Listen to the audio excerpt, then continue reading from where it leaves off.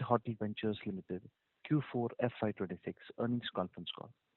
Before we begin, I would like to remind participants that this conference call may contain forward-looking statements about the company which are based on the beliefs, opinions, and expectations of the company as on date of this call. These statements are not the guarantees of future performance and involve risks and uncertainties that are difficult to predict.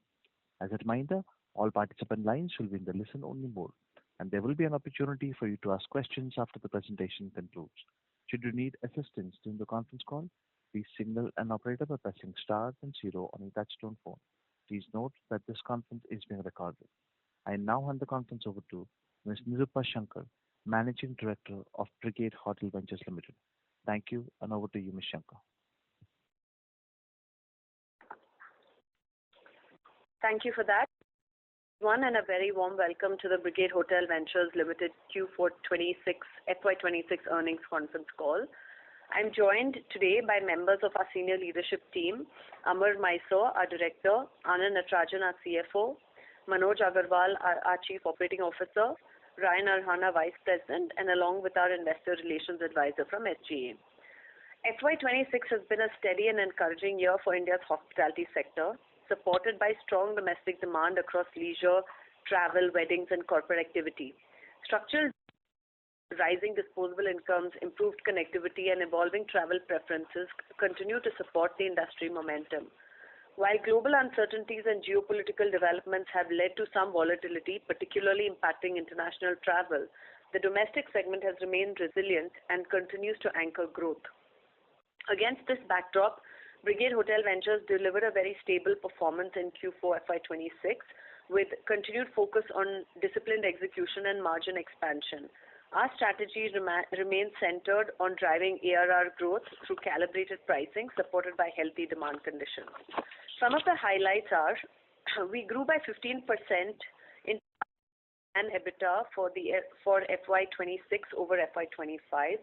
We also saw a 174% increase in our PAT from 24 crores to 65 crores for the whole year of FY26 over 25. For the quarter, total income grew by 8% year-on-year, led by 7% increase in ARR, and occupancy remained relatively stable, resulting in a 6% growth in RevPAR. EBITDA increased by 13% year-on-year to 58 crores, translating into an EBITDA margin of 39.7%. This performance was driven by a continued focus on cost efficiency and productivity-led initiatives across the portfolio. Profit after tax for the quarter stood at 25 crores compared to 13 crores in the same period last year. This growth was supported by improved operating performance as well as lower finance costs due to the debt reduction. Our consistent efforts to improve cost control and productivity continue to yield positive results. Utilities as a percentage of operating revenue stood at 5% for the quarter and 5.4% for the whole year of FY26. Interest costs have reduced due to loan payments, positively impacting the net profitability. We are actively advancing adoption of renewable energy, which is currently at 61%, with some hotels exceeding 90% usage. In the coming quarter, we plan to upgrade our hotel at Kochi from a 4.5 Sheraton to a Courtyard by Marriott brand. This should help us in improving the ADRs and the profitability further. In FY27, we will further strengthen the base with the launch of the Courtyard by Marriott in Chennai, World Trade Center, a 45-key hotel that complements our existing presence in high-demand business district of OMR in Chennai. From a capital allocation perspective, we remain disciplined in how we fund this growth. Our planned capex of approximately 3,600 crores, of which 400 crores has already been invested in by FY26, will be funded through a balanced mix of debt and internal accruals. Around 60% will be financed through borrowings, with the remainder supported by internal cash generation. We expect internal accruals to contribute over 1,000 crores in the coming years, driven by steady ARR growth and operating leverage as new assets ramp up. Our ARR stands at 7,500 ADR, and as we commission more luxury properties through FY29 and beyond, we project this to exceed rupees 10,000 for an average ADR by FY29 and surpass rupees 14,000 by FY31, nearly double of what it is today. Looking ahead, demand visibility remains robust, and we are positive about the year ahead. With that, I would now like to hand over the call to our CFO, Mr. Anand Natarajan, to take you through the financial highlights in detail. Thank you, Nirupa, and good afternoon, everyone. I will take you through the key financial highlights for the quarter. Starting with the consolidated performance for Q4 FY26, consolidated total income for the quarter stood at INR 146 crores as compared to INR 135 crores in Q4 FY25, a year-on-year growth of 8%. Consolidated EBITDA for the quarter was INR 58 crore compared to INR 51 crore in the same period last year, reflecting a growth of 13%. EBITDA margin for the quarter stood at 39.7%. GST 2.0 has resulted in a 1.4% impact on EBITDA margin for Q4 FY26. Profit after tax for the quarter stood at INR 25 crore compared to INR 13 crore in Q4 FY25. For the year ended FY26, consolidated income stood at INR 543 crore compared to INR 471 crore in FY25, an increase of 15%.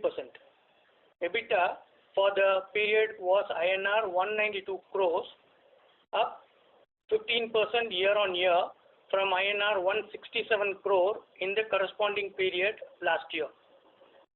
EBITDA was impacted by an additional property tax expenses of around 6 crore of additional property tax. Excluding this, operational EBITDA would have grown 19% year-on-year for FY26. EBITDA margin was additionally impacted by 0.8% due to GST 2.2 impact. PAT for FY26 stood at INR 65 crore compared to INR 24 crore in FY25. From an operational standpoint, during Q4 FY26, ARR stood at INR 8,066 compared to INR 7,548 in Q4 FY25, with occupancy at 78%. This translated into a RevPAR of INR 6,295, reflecting a year-on-year growth of 6%. For the year ended March 2026, ARR was INR 7,453 versus INR 6,696 in FY25, with occupancy at 76.1%, resulting in a RevPAR of INR 5,670, a growth of 10% year-on-year. As at 31st March 2026, our net cash position stood at 110 crore. With that, we conclude the financial highlights for the year, and we would now be happy to take your questions. Thank you. Thank you. We will now begin the question and answer session. Anyone who wishes to ask a question may press star and one on your touch-tone telephone. If you wish to remove yourself from the question queue, you may press star and two. Participants are requested to use handsets while asking a question. Ladies and gentlemen, we will wait for a moment while the question queue assembles. The first question comes from the line of Saurabh Gilda with JM Financial. Please go ahead. Yeah, hi. Am I audible? Yes, please go ahead. Yes. Yeah. So, firstly, on the other income bit for the quarter, it looks relatively high. What explains that?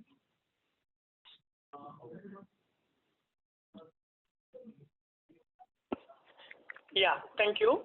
The other income has increased due to interest from the fixed deposit what we have kept. Mainly that is the major increase in other income. And there is a 0.7 crores for the creditors reversal, which no longer payable. Okay. Thank you. And secondly, can you quantify the impact of war during the quarter, especially on the F&B bit, which came in relatively softer compared to our previous quarters, especially the impact on F&B business? Yes.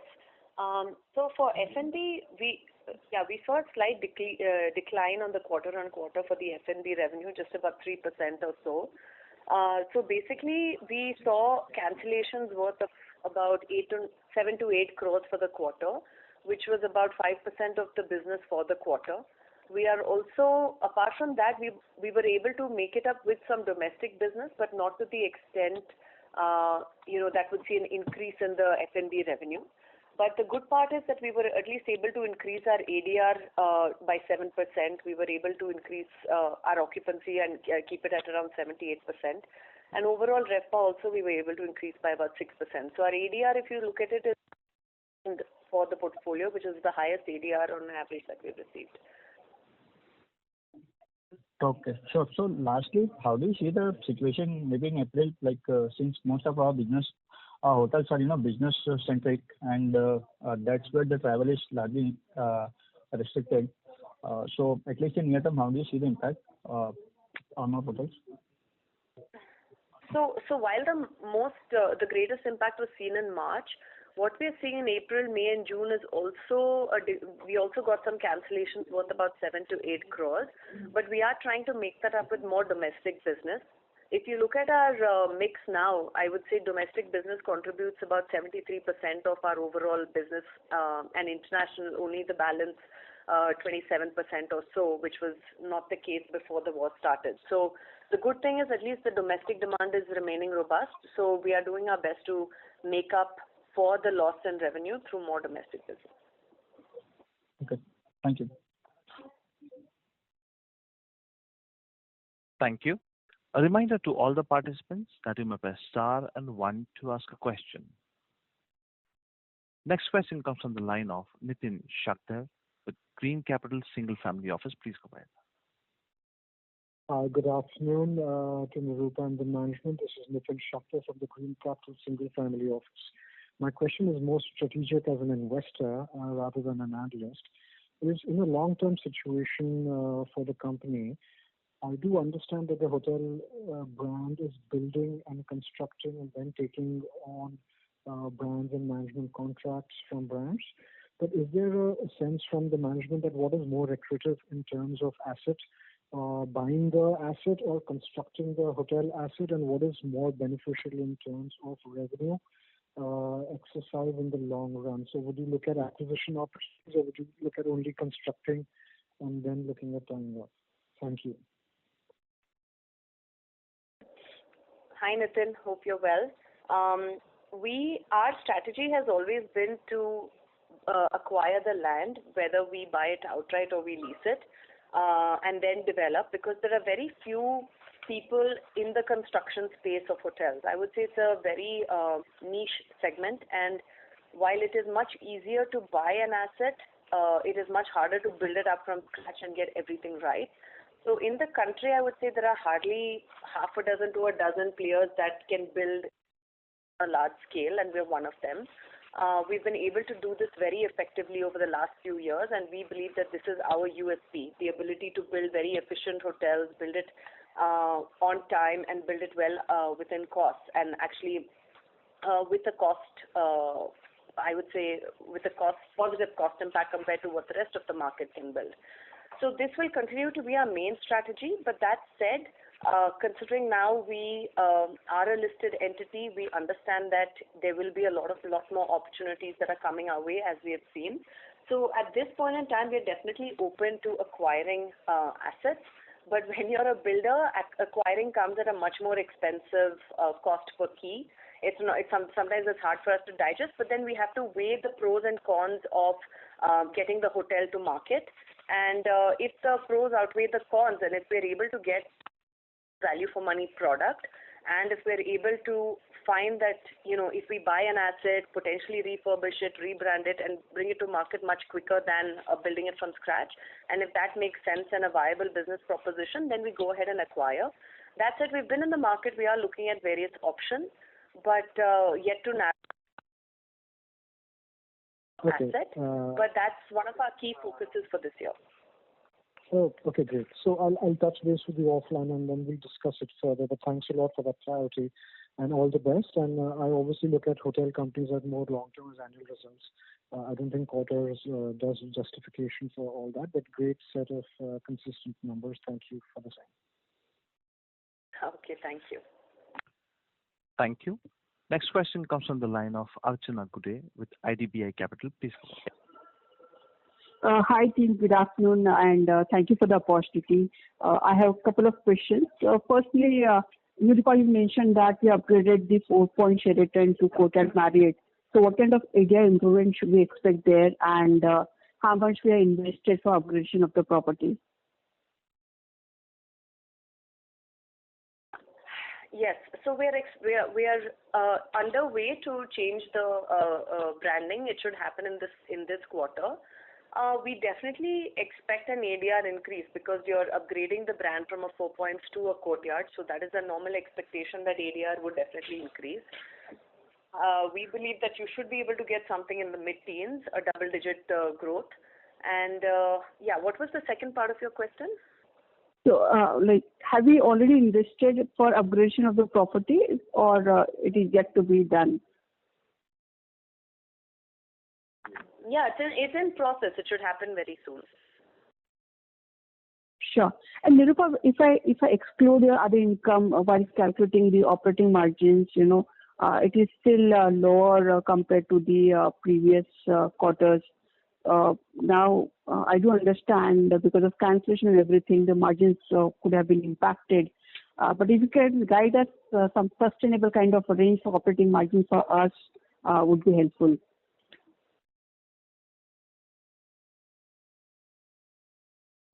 Yeah, so definitely the thing is with our operating margins, if you look at all our operating metrics, be it the employee cost, which is one of the highest expenses in the P&L, if you look at our utilities cost, if you look at every aspect, we have very healthy figures. Even our payroll costs, like I said, which is one of the highest, is sub 20%, it's at 19%. Utilities is only 5.5% for the year. Admin and general, everything is under control. As I mentioned, as Anand also mentioned earlier, yes, we got hit with a few, with the GST because of the input tax credit that we were not able to utilize. We had some additional one-time property tax hit. But apart from that, if that was not there, we would have probably hit about 37.5% for the EBITDA, which was very much in line with what we had planned. So, of course, because of these other interest income and other things, we were able to get a much higher EBITDA this time. But that's also part of the business, right? Repaying your debt and getting that interest income is very much part of running the business smoothly and effectively. So, as I would say that if we weren't hit by these one-off cases and GST, then we would have also hit about 37.5% to 30%. And we will see this increase in EBITDA once the ARR increases, because currently our ARR, while the Bangalore hotels, I would say, are averaging around 9,000 to 9,500 rupees per room, the rest of the portfolio, a lot of our other hotels are in tier 2 markets like Mysore, Kochi, GIFT City, and these bring the overall ADR down to about 7,500. But the goal for us is to bring all these 5,000 so that this GST hit is not there in the coming years. That's what we are focusing on. And once our ARRs increase, which we are, again, if you look at our current P&L as well, our occupancy stayed the same, but most of the growth came from ADR, we should get some higher EBITDA margins as well. Sure, Nirupa, that was helpful. Maybe lastly, what is the timeline for this Courtyard by Marriott in Chennai to be open? This is the Courtyard in Chennai. Okay, so that we're looking in the second half of the year. We are targeting Q3. Sure.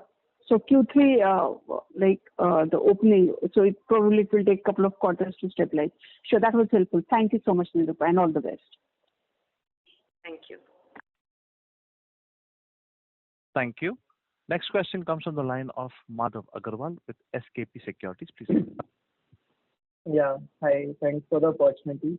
I wanted to know, as you mentioned in the presentation, there was an impact of gas supply issues also, right? So now in the ongoing quarter, how is the situation? Is it resolved, or what is the situation? That is one question. And the second question is, out of, as you mentioned, that you saw cancellations worth 7 to 8 CR, right? So out of that, do you expect any business to is it like gone forever, or do you expect some business to come back in the upcoming quarter? Yes. Yeah, hi. So see, because of these disruptions during the last month of March and some bit of it still continuing, we faced a few cancellations on account of larger events which are dependent on the foreign travelers coming in and international travel. But apart from that, on a regular basis, these gas supply they didn't cause too much of disruption because we managed with alternative fuel sources. We managed to restructure or redefine our menus and taken alternative items in the menu. So that's how we never closed any of our restaurant. All our restaurants have been performing as per the normal schedule. And we don't see, because of this and that has also been restored now. So with alternative fuels and alternative arrangements in place, we switched to inductions now in many of our hotels. So with all that in place, there's on a regular F&B servicing, we don't have any issue. While the larger events and conferences, we are hopeful that will start coming in, and we are already seeing the bookings and queries and those queries coming in now. Okay. No, that is helpful. But what I was trying to understand is that gas issue I understood. But what I was trying to understand, another thing was that out of the total cancellations of any MICE event, so how should we look at it? Can we expect in further quarters for the industry to see some of the events getting just postponed, and in further quarters kind of bump up due to that, or these events are kind of they are gone forever and no bump up we should expect? So how should we look at it? Yeah, hopefully it should come back at a later part in the year. Okay. That once things stabilize, hopefully it should come back. But honestly, very hard to predict what will come back and what will get cancelled. But we hope, we will definitely try to make sure that these come back to us. Okay. Thank you. Thank you. Next question comes from the line of Raghav Malik with Jefferies. Please go ahead. Yeah, hi. Am I audible? Yes. Please go ahead. Okay. Thank you for the opportunity. So first question just on revenue growth and RevPAR growth. So RevPAR growth seems to be about 6% blended, and revenue growth is about 2%. So how should we bridge this gap?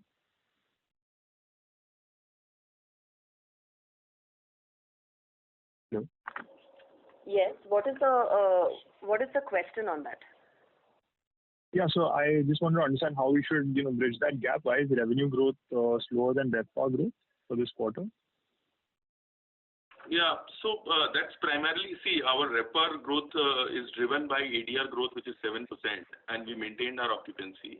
The overall revenue growth is a little lesser than that because of the main F&B impact. So if you see our F&B revenues quarter on quarter, the year on year quarter has shown a little bit of downside, around 3% because of these large cancellations.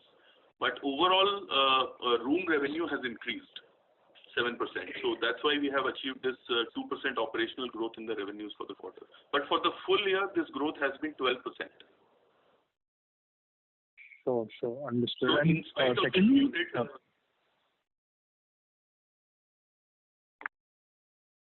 yeah, sorry, please. Yeah, please. Yeah, go ahead. Yeah, so sorry. So I had another question on just the RevPARs. Essentially, Bangalore seems to have underperformed. Is there a similar case for maybe Chennai as well? So is it something to do with better domestic mix for maybe a Mysore and Kochi, non-metro hotels? Is that why there is this divergence in performance on RevPAR? No, our Bangalore hotels did pretty well actually. If you look at it, our ADR grew pretty significantly for the Bangalore hotels as well. It grew by 13%, and in terms of the occupancy, it stayed kind of flat, but RevPAR also grew by 10%. Yeah, I know. I mean specifically for the fourth quarter.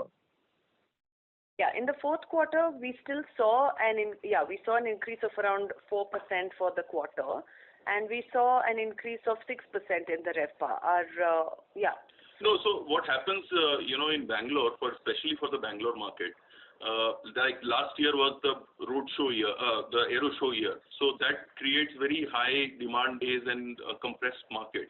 This year, that big event was not there, but there were other events, and we were doing fairly well within January and February. Although March faced some occupancy pressure because of these cancellations, we had to get some lower paying groups to fill up the demand, and we maintained our occupancy, and that's why the Bangalore hotels particularly saw a little bit for the quarter a lesser ADR increase compared to other markets. Okay, understood. So that's more one-off in Chennai. Yeah, it's a one-off case because now we are again seeing, April onwards, we are seeing a good kind of increase in the Bangalore market. Okay, thank you. Understood. That's all for me. Thank you. A reminder to all the participants that you may press star and one to ask a question. The next question comes from the line of Parth Mandavkane with IDBI Capital. Please go ahead. Hi. So my question was on the GST 2.0 pass-through. I think last time around you mentioned that 7 out of your 9 hotels were under 7,500 ARR. So any progress on that? How many keys do we have as a percentage of your total keys which are above that 7,500 threshold now? Yeah. So, 2 of our hotels are clearly on an annual basis averaging above 7,500, and the third hotel is just, on the verge of crossing the 7,500 mark. So 3 hotels will clearly cross the 7,500 marks. But having said that, the GST impact comes not on the basis of the average annual ADR. It comes on the basis of daily room nights. So whatever room nights you sell below 7,500, you have to reverse your GST input credit on account of that. And that can happen in a hotel averaging above 7,500 also. Some of the room nights may be there below 7,500. And in the hotels which are less than 7,500, but they might be selling, some room nights above 7,500. So what is more important to see here is that currently out of our total revenue, only 30% is coming from the room nights selling less than 7,500. So that 30% number is now slowly getting more and more reduced as we are increasing ADR in all our hotels. Okay, understood. Also, one question on Gift City. So I think we are one of the only few hotels in Gift City. Is there any progress on other players that have come in recently? There is one announcement that is there, and we are seeing movement on the ground that there is one hotel coming up, but it's just starting. So at least for the next 3 to 4 years, we don't see any other supply coming in Gift City. Yeah. So we plan to capitalize on the fact that we're one of the few hotels there. So we are investing a lot more into the F&B options there. Currently, there's only one option, but now we're looking at adding two or three more, since we're also one of the few hotels with a liquor license. So I think there's only 2 of us or 3 of us at the moment. So we are going to invest a little bit of capex to add 2 more restaurants into this venue. Understood. Thank you and all the best. Thank you. Thank you. Next question comes from the line of Vaibhav Muley with Haitong India Securities. Please go ahead.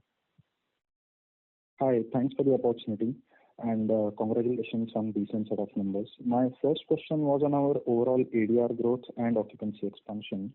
In the quarter, we have seen a bit of a divergent trend compared to rest of the peers. where our occupancy has actually held up at decent healthy levels of 78%, but ADR growth has been relatively muted at 6 to 7%.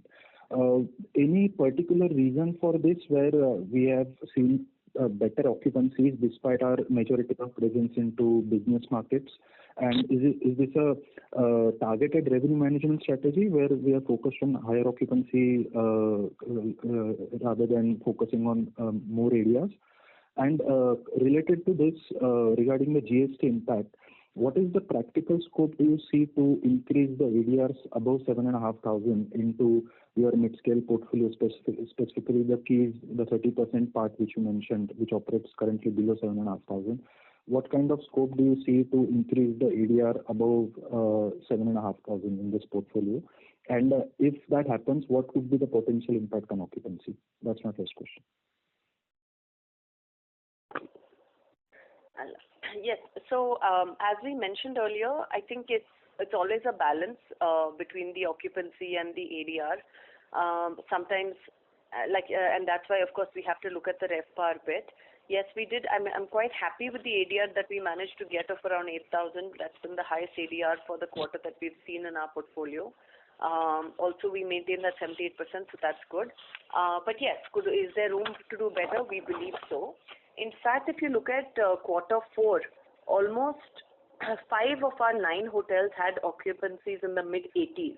So we do believe that there is gap to move this average portfolio occupancy from 78 to somewhere in the mid to low 80s. The remaining, apart from that, 3 out of the 9 hotels are already above 7,500. The others are sort of borderline, I would say. They can be, and some days they aren't. Only maybe 1 or 2 hotels will take time to breach that 7,500. We are working on various revenue management strategies, sometimes to see if we can add more inclusions into the room rate, add more value add in terms of, I don't know, could be laundry, could be a complimentary breakfast, could be a complimentary pickup. So just to see how we can breach that 7,500 to negate the impact of the GST. Without compromising on the occupancy, of course. Yeah. So we don't see any impact on the occupancy. As you have seen, during March month also, in spite of some volatility, we kind of maintain very healthy occupancy. So occupancy, we don't want to compromise, and we are working on our revenue strategies by coming up with, more categorizations of rooms and inclusions and other things. So that we get to that 7,500 plus marks for these other hotels as well. Understood, sir. If I may just drill down a bit more on this, my question was more from a perspective that rest of the peers are actually operating at relatively lower occupancy compared to Brigade, right? We have been consistently maintaining this high occupancy, especially in business markets. So what is driving this, slightly higher occupancy compared to the rest of the pack? So see, that's the beauty of our portfolio in terms of our locations. We have such strategic locations in the key business districts and key areas, and very minimal or very low supply or anything coming up in these markets in the near future. So during the demand compression days, during the high demand days, we have been able to maximize. And since we are overall doing a good occupancy on an annual basis, we get more chance than usual to maximize on our ADR yield as well. So we can really then play out on those dates where we, play on our transient business and OTA business to increase our overall ADR. So occupancy-wise, I don't see any problem across our portfolio. Understood, sir. And what is the share of overall retail versus contracted business for Brigade? And if you can also give the share of OTAs separately.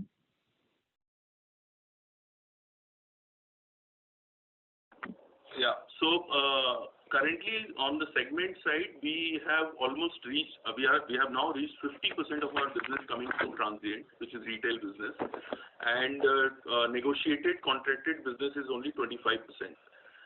While this differs from hotel to hotel depending on the location, but overall portfolio basis, this is the breakup: 50% transient, 25% negotiated, around 15% is our group business, and 10% is the balance miscellaneous crew and other businesses.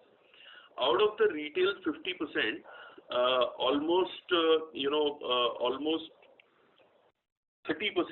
so that is 60% of the total retail comes from the OTAs. Understood, sir. So from the overall occupancy, 30% is the OTA business. Got it. And secondly, on our FTA mix, you mentioned that the FTA mix has fallen to 27% in Q4. What is the normal FTA trend for Brigade? And now in Q1, are you seeing the recovery in the foreign guest mix? And related to this, what is the practical scope to replace at least part of this foreign guest demand by domestic travelers?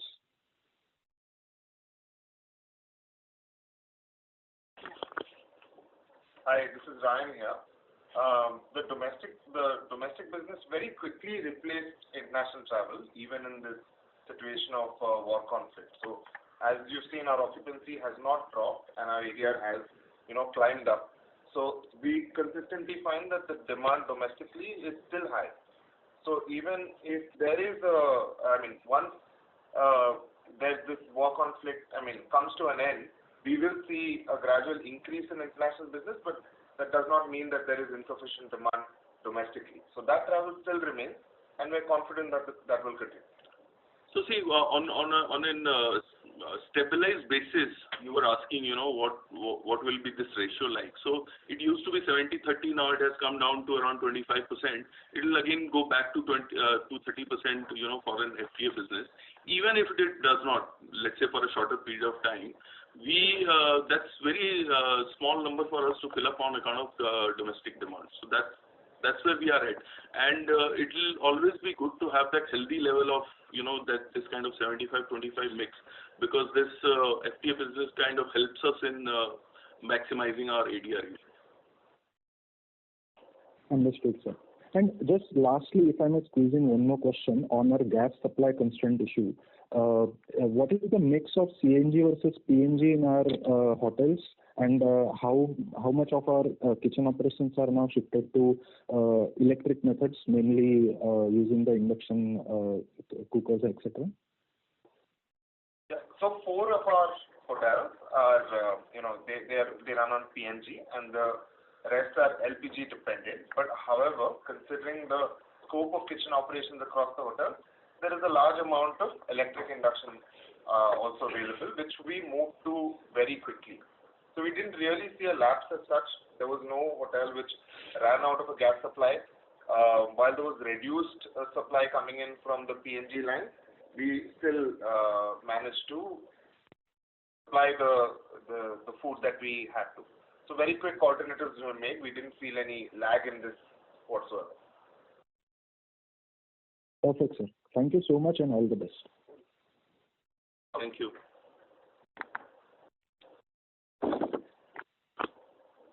Thank you. A reminder to all the participants that you may press star and 1 to ask a question. Ladies and gentlemen, as there are no further questions, we have reached the end of question and answer session. I now hand the conference over to Mr. Manoj Agarwal, COO of Brigade Hotel Ventures Limited, for closing comments.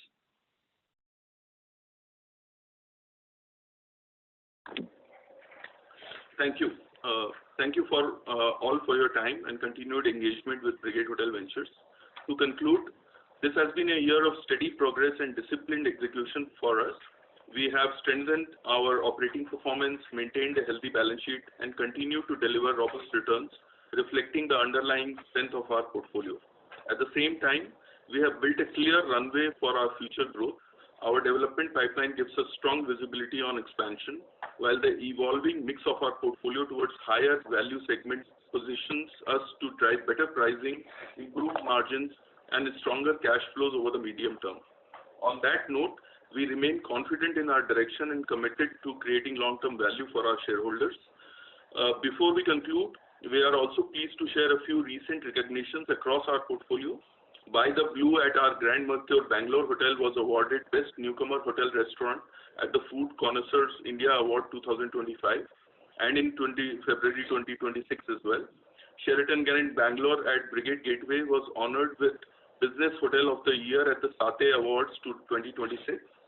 Further, the Persian Terrace at Sheraton Grand Bangalore at Brigade Gateway won Restaurant Serving the Best Middle Eastern Cuisine at the Food Connoisseur India Award 2025 held in February 2026. Our hotels continue to uphold their commitment to community engagement and social responsibility through a range of impactful initiatives, including our CSR contribution towards skill development from the corporate office. With this, I would like to thank all of you, and for any further queries or clarifications, please feel free to reach out to SGA, our investor relation advisors, and we wish you all a great day ahead. Thank you. Thank you. On behalf of Brigade Hotel Ventures Limited, that concludes this conference. Thank you for joining us. You may now disconnect your lines.